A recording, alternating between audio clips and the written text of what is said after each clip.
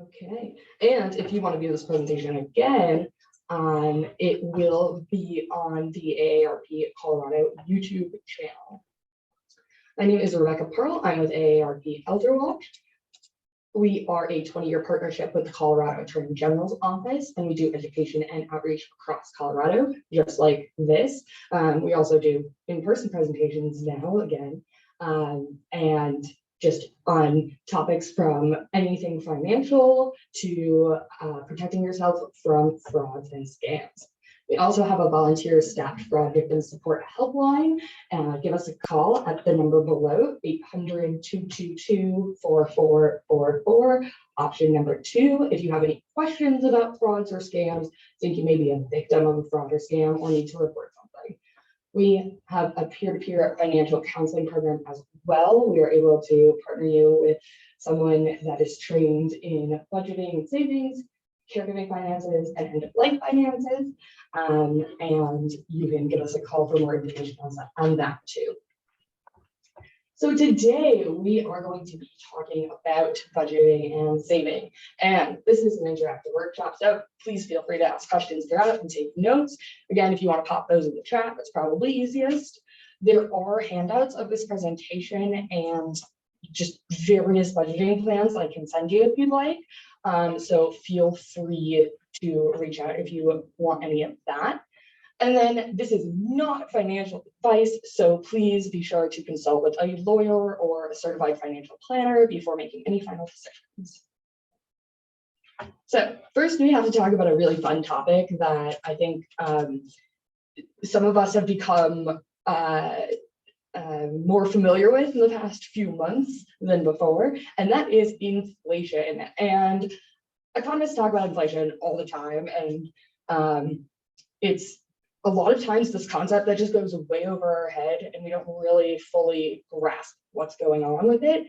But when we do, basically what's happening is prices are going up because the amount of goods are there's not enough to meet the demand that consumers have. So the consumer price index, which is what measures prices of various goods, increased by 0.5% in July, and then has continued to increase 8.3% over the last 12 months. And so this is one of the highest points of inflation we've seen since September 2008. And so I have this little graph on the side, and I know graphs are boring, but I wanted to show this one because it shows the trend of inflation over time, starting in the 60s. We see the highest point at 14.3 in 1975. Then we see some very, very low points of inflation around 2014-ish. And then we go way back up here to 8.3 in 2022. And that number goes down to 6 when things like energy and food costs are not included. But again, just very high rates of price increases. Oops. And we have not seen these since September 2008. Prices of cars, oil, gasoline, houses, hotels, airfare, and also bacon, among many other food items, have increased in price over the past year. And a lot of the supply chain shortages are due to COVID-19, but there's also this increased consumer demand as people have kind of come out of living in the pandemic in the past 2 years and trying to, renovate their houses and stuff like that. There's been this increased demand that cannot be filled. So it has a large impact on prices, but economists are hoping that this slows down in the coming months. Another thing that helps inflation a lot of times is the Federal Reserve, and apparently this bullet point just did not get finished. But what that was supposed to say is the Federal Reserve might continue to raise interest rates. Raising interest rates helps lower inflation, but it does oftentimes take a toll on the stock market. So keep a close eye on the stock market for homes and cars before making just any sort of large purchase or having to liquidate any sort of assets. And also just pay attention to increases in prices from week to week, because that will help with budgeting overall in the long run. Because if your favorite goods continue to be increasing in price every single week, you might have to look for alternatives. But we'll get to that. So why budget? I know, the big bad B word, budgeting, but it does actually really help you establish financial goals, both for the short term and long term. It also can ensure you're not spending money you don't have. If you have all of your expenses and all of the income coming in laid out, and you see right in front of you where the money is going, you're probably not going to spend outside of that framework. It helps you also stay prepared for emergencies, and staying prepared for emergencies is something that is incredibly hard to do. Saving for emergencies is usually a fairly low priority for people because they're working on paying off debt and just living, paying rent, stuff like that. But putting away extra money and saving for emergencies is key. It also helps keep track of spending habits, and so that can help modify any sort of negative behaviors. For a while, I would go and get coffee every single morning from my favorite coffee shop. And then I sat down one month and looked at how much I was spending on coffee, and it was a ridiculous amount. And I had to modify that negative behavior by making coffee at home and saving a lot of money. Also, budgeting can help you prioritize spending and saving. So there are many different types of ways to budget, and these you can budget on paper, you can budget online, you can budget on an app. We'll get into all of that. But within the platform you use to budget, there are the different methods. So one of the most common methods is the envelope approach. And this is a cash-based approach that uses categories and gives them spending limits for either the week or the month. So when people use this method, a lot of times they literally withdraw the amount of cash they will need for either the entire week or the entire month, and then put it in envelopes that are labeled with different categories. And then they take their little grocery envelope to the grocery store, spend that. And if they need to make any budget modifications during the week, they literally just shift over dollars. So if you're a really visual person, this can be a really great way to budget, especially if you use cash a lot or prefer to use cash for transactions. Then there's a receipt method, and this is collecting all your receipts for 1 month. And you want this to be a fairly typical month where you're not like going on vacation or doing anything outside of your normal routine. And you're going to collect all of the receipts for the month, and then set a baseline amount for each category of receipt. So food, rent or mortgage, car insurance, just extra entertainment, stuff like that. And then you adjust the baseline amounts for what fits your situation and collect receipts continuously to make sure you hit your spending goals. So it does take a little bit of extra planning and making sure that you either have receipts that you're saving or you're getting those emailed to you or on your phone. You can also look at billing statements to do this method, but it does take a little more than just drawing out cash. Then there's the 50-30-20 method, and a lot of financial experts really like this method because it breaks down your budget in a way that hits all of the various financial goals a lot of people have. So 50% allocated to necessities, shelter, food, clothes, car, etc. 30% to wants, and then 20% to debt repayment and savings. And these are not strict categories, right? If you can dedicate 30% to necessities and 50% to debt repayment and savings, then maybe that's the best way for you to go. So you can switch around the categories so they fit what your circumstance is. It does tend to work for a lot of people to have their expenses broken down this way, but it does take within that 50%, 30%, and 20%. You want to figure out exactly what those amounts look like.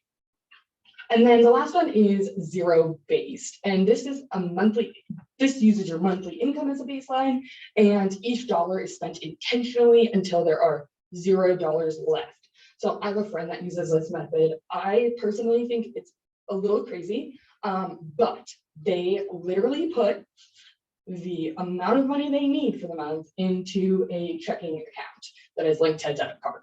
And then they just spend all that money in that checking account for the month. And then the next month they re-up that checking account. This scares me just because I don't like seeing zero in my bank. But if this is something that is helpful for you to have a set limit, and then when it bottoms at zero, you're just done spending, then that might be the way to go. Again, these are just the most common budgeting methods. And so there's a billion different ways you can budget. Find something that works for you. But if you have no idea, these are some that might work to start with. Okay. So when should you budget?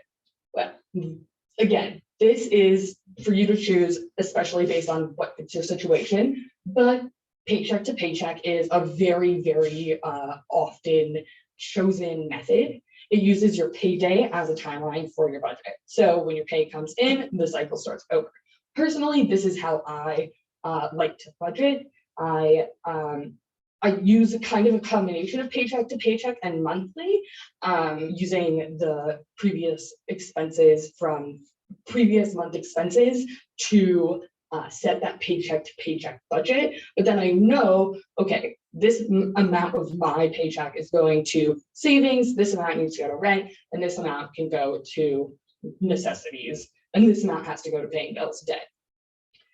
Weekly also works for some people, especially if you get paid on a weekly cycle. I get paid every other week, so paycheck to paycheck is slightly different. You budget for expenses that you anticipate having to cover in the next week. And this can really be any day. You don't have to pick Sunday as your day to start the week or Monday, but you can pick, I don't know, Thursday. And then you start your week from Thursday, budget Thursday to Thursday, and you should plan about a day or so before, but even if you can plan for the week, if you can plan the week before that week happens, that's going to be best. That makes sense. Again, monthly, using expenses from the previous month as a baseline, and then planning your expenses for the upcoming month to reach savings goals specifically. Then long-term budgeting. And long-term budgeting is slightly different than the first three because the first three are very much so short-term. You're not so much going to work on long-term savings goals with those. Those are just kind of getting by, making sure, yes, you're putting some money away, but maybe there's not a big purchase in mind, right?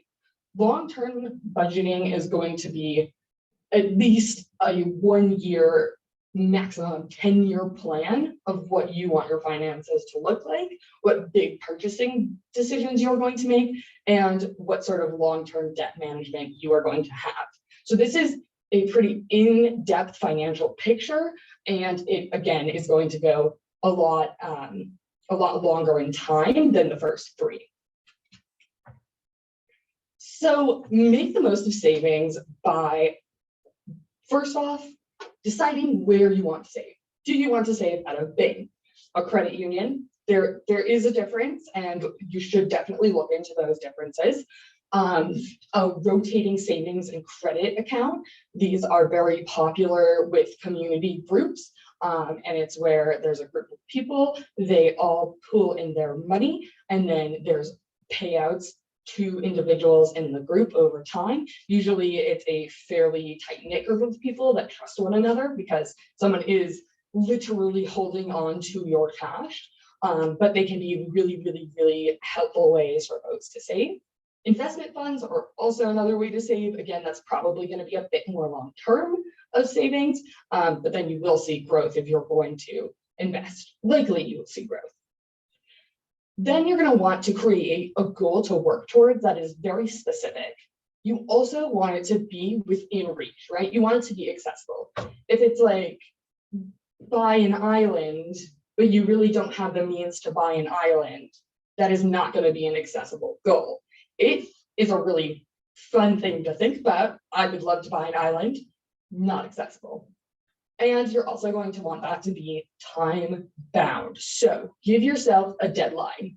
By this day or year, I want X amount of money for a house, for a vacation, for insert whatever it may be. Decide how much you want to save, right? So put a number down and then keep that number fairly at the top of mind. So if you have to write a little reminder for yourself of what that savings goal is, put it on your refrigerator. I don't know, something that's going to keep it in mind, and so it can just stay right at the top of your priorities. And also decide how often. Is this going to be like a twice a year thing where you just put a lump sum of money into a savings account, or is it going to be every single week you're putting a bit of money away? This next one is super important because there are always going to be obstacles to achieving any goal. Make sure you have a really good understanding of what those obstacles are going to be. And then if you need to modify your goal based on the obstacles that you're going to face, look into those options too. Lastly, determine what steps you need to take to achieve your goal and how long each step will take to complete. Giving yourself a timeline will help keep you on track for making the most of your saving overall. Okay, so there are about a million ways that you can do an online budget. And so I just picked a few to talk about real quick because these are some of the most popular. NerdWallet is a budgeting software that also has a huge financial education section. So you are able to link all of your financial accounts, most of your financial accounts, to NerdWallet. And also, so that includes like bank account, credit card, 401k, right, retirement savings accounts, and it will show you a total financial picture. A lot of times you can also link to one of the 3 major credit bureaus and they give you your credit score. So you can see that all in one place and then have that pretty good financial picture to create your budget off of. NerdWallet will actually go as far as creating a budget for you based off of the data that they're getting from your bank account. But you do not have to use that option. You can also put in your transactions manually. So if you want to use NerdWallet, but you don't necessarily use a debit or credit card, you can also add in cash transactions and stuff like that too. You need a budget. Oh, NerdWallet is also free, and it is only online. You can it has an app, but it's an online platform. It's not a software. The difference is that You Need a Budget is a software. You download that onto your computer, and then it links to the internet to either link to your bank account or other financial accounts, similar to the way NerdWallet does. But You Need a Budget has a fee, so you have a little bit more data protection with that. And it also is just on your computer as opposed to being a website online. It works slightly differently. You can add in any financial statements, transactions. You can include taxes, and just a lot more data than you can on NerdWallet. So if you want to go really, really intense into budgeting, You Need a Budget. It's probably going to be the way to go. Again, there is a fee. I think it's like $14 a month or something like that, but that is going to give you a bit more of protection. And then Bexper is a website that does something very similar to NerdWallet. It has less education, but is still a good online budgeting platform. So check any of those out. But again, there are so many more outside of those three websites that you can go explore on your own. Okay, so then there's the apps, and these are different, although Mint is now both online and an app.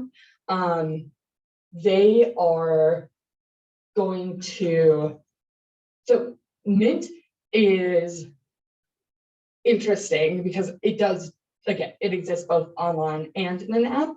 The app format can do almost everything that the online format can, except Mint is also owned by Intuit, the tax company. So they can link up your budget account, your Mint account, to your tax account, if that is something you're interested in doing. They also connect to all of your bank accounts, etc. There have been some security issues in the past with Mint. They were found to have stored users' username and passwords in a basically Google spreadsheet of just usernames and passwords and the banks that they were with.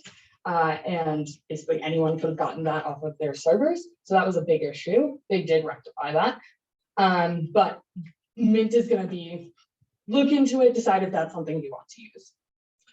Your bank branch or credit union also might have their own app, and they might be able to do a lot of the other things the websites and apps do, make you a budget based on the transactions that already exist within your accounts.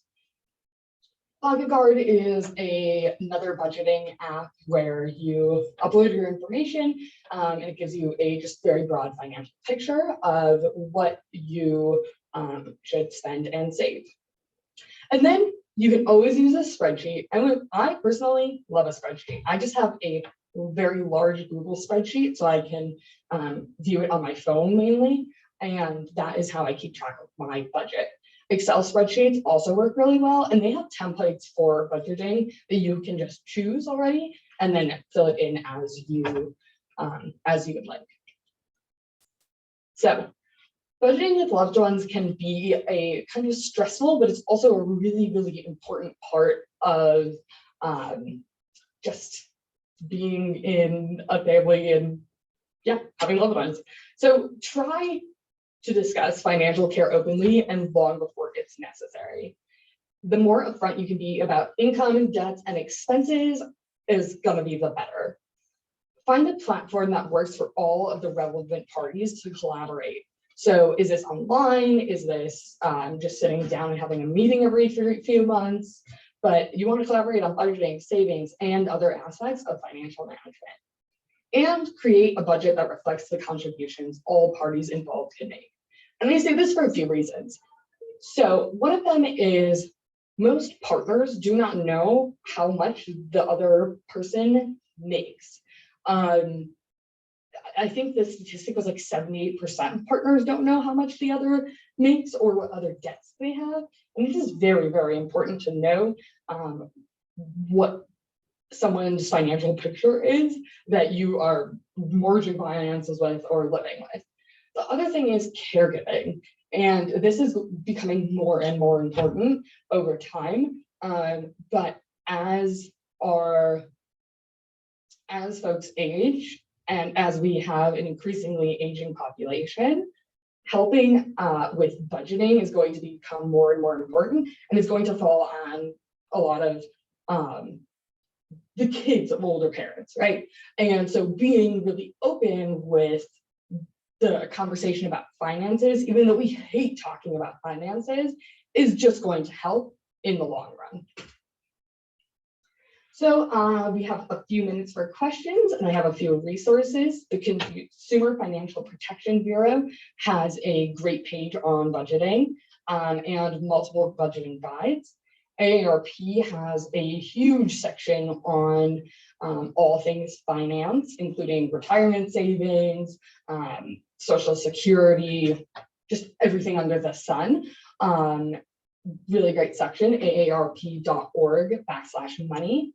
Give us a call, 800-222-4444, option number 2. And then Stop Fraud Colorado is the Attorney General's website for consumer protection. And they have tons of fantastic resources on fraud prevention. And that's www.stopfraudcolorado.gov. Let me see something in the chat. Oh, that is a great question, Jean. How does privacy work on Mint, NerdWallet, and Google Spreadsheets? So, privacy-wise, Google, across all of Google's products, they are going to have fairly the same amount of privacy standards. So if you already use Gmail, right, you're having the same amount of privacy on Gmail as you are on Google Spreadsheets. You can go ahead and protect yourself further by adding a password to Google Spreadsheets. You can also lock them so other people can't see them, if that's something you're concerned about.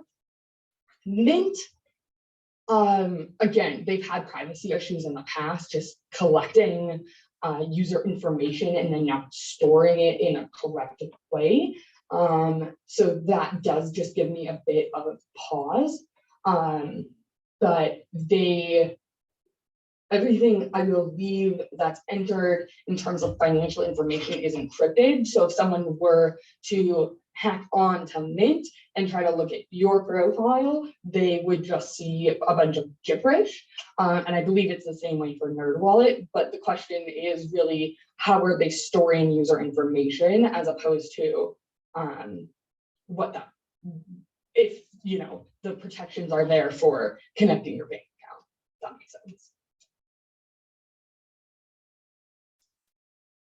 The one thing I will say about just any sort of budgeting, savings, using apps, checking online banking is that don't do it on public Wi-Fi, because that Wi-Fi connection is open, right? So if you use the Wi-Fi at the library or at the bus stop, there's a chance that anyone could see what you're doing. And so reading a book or watching Netflix on that Wi-Fi, we're going to be fine. Checking your bank account, someone might be able to take that password. So just protect yourself by using a private connection when you are checking those things. And we have just 1 minute left. If no one has any other questions, I will give you the minute of your day back. And I really appreciate you all joining us today. Thanks so much.